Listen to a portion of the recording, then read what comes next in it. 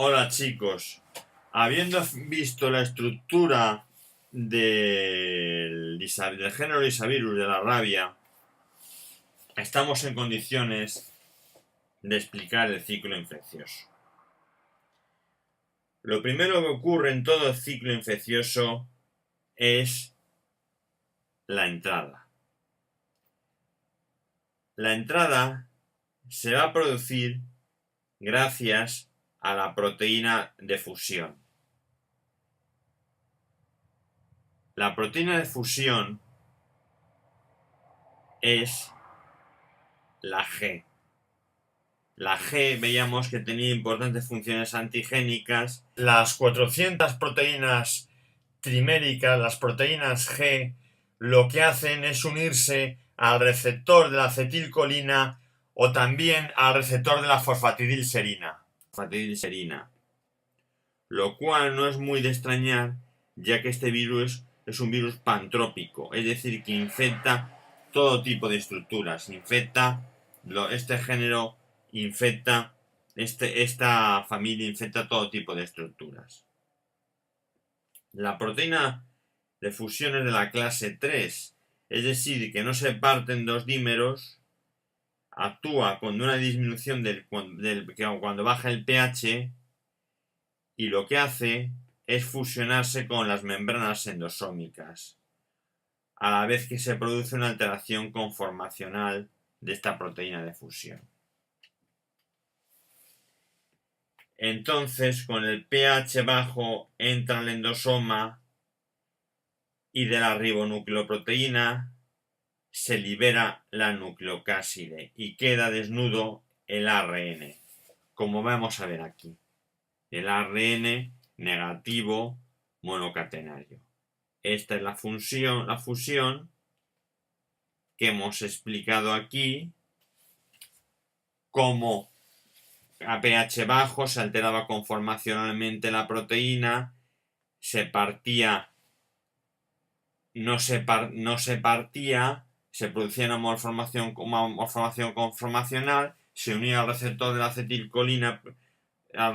acetilcolina y entraba en el endosoma, donde se perdía la nucleoproteína y el ADN desnudo entraba al citoplasma, donde se va a producir el ciclo, porque la mayoría de los virus de ARN tienen un ciclo en el citoplasma. Ahora vamos a hablar de la transcripción. La transcripción se va a producir en dirección 3', 5', y va a tener la función de producir un mensajero que será útil en la traducción, que será un mensajero que tendrá un 5'Cas, es decir, una región que está al principio metilada, y un 3' poliadenidad. El 5-Cas se produce por la ARN polimerasa, igual que el 3' polia.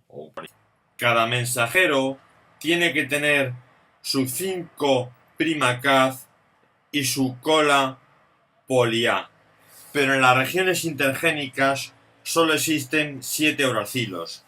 Por eso la ARN polimerasa se engancha para producir una cola larga de poliadeninas, y se dice que la ARN polimerasa tartamudea.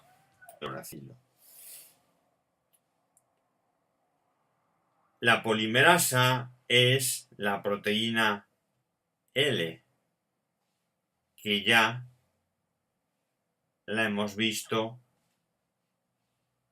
aquí, la última y la más grande en sintetizarse.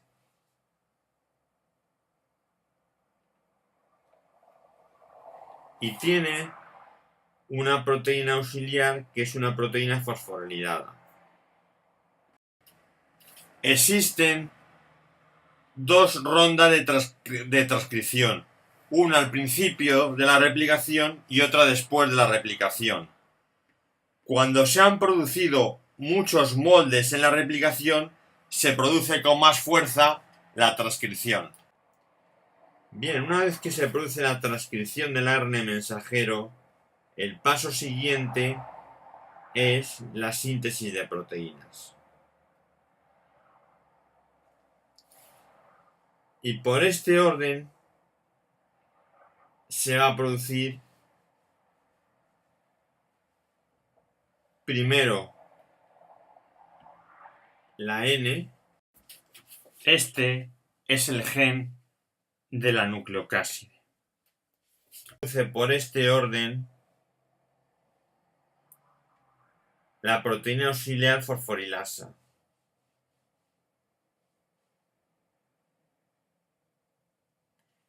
Recordamos que aquí hay una atenuación de mensajeros, una atenuación que llega un momento en el que el ARN polimerasa se descuelga y puede llegar hasta el final o producir la primera, la segunda o la tercera proteína.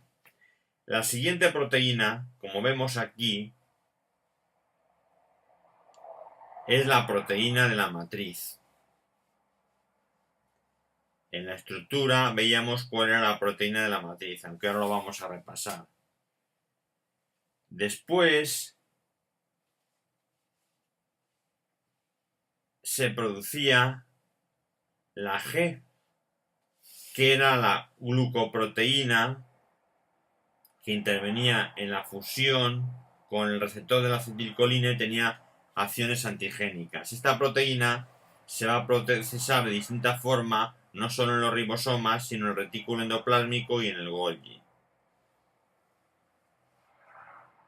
Y bien, este es el dibujo de las proteínas, de los genes que sintetizan las proteínas, y vamos a verlas dibujadas aquí. Si observamos este dibujo, en la parte de dentro de las proteínas se encuentra el ARN, que se dispone en forma helicoidal. Rodeando al ARN negativo monocatenario de polaridad negativa se encuentran cada cierto número de aminoácidos las proteínas de la nucleocáside que aquí vemos, cuya función es proteger al ARN. Junto a las nucleoproteínas se encuentran las nucleoproteínas. Las nucleoproteínas están constituidas por las polimerasas, las diversas polimerasas que constituyen la ribonucleoproteína. Además, observamos proteínas de la matriz y glicoproteínas, las 400 glicoproteínas que hay en la rabia. Fuera de la matriz se encuentra la envoltura lipídica. Voy a hablar de la replicación. La replicación comienza cuando la proteína N, que es la proteína de la nucleocáside, interfiere con la transcripción uniéndose a la zona líder y se inicia la replicación.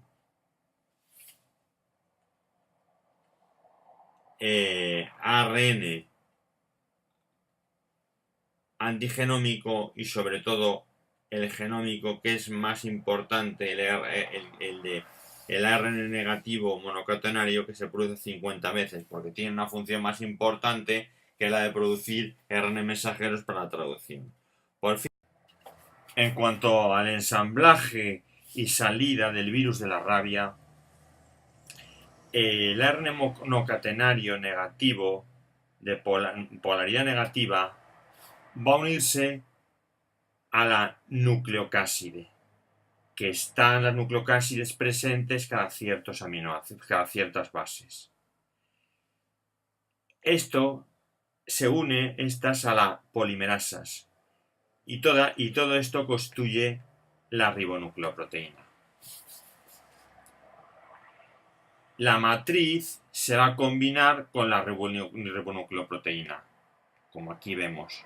Matriz y ribonucleoproteína se van a unir. Entonces van a ir desplazándose hasta la bicapa lipídica membrana plasmática, donde la envoltura va a adquirir una bicapa lipídica cuando broten. Ahí en la membrana plasmática se encuentran las glucoproteínas, las 400 glucoproteínas que se van a constituir. Estas glucoproteínas vienen de haber sufrido distintos procesos en el retículo endoplásmico y en el aparato de Golgi, donde se glicosilan y se palmitolizan. La salida no es lítica, es por gemación. Se ha hablado de que algún virus puede salir por lisis, pero como todos los virus con envoltura, su salida es lítica, es por gemación. Vemos la fusión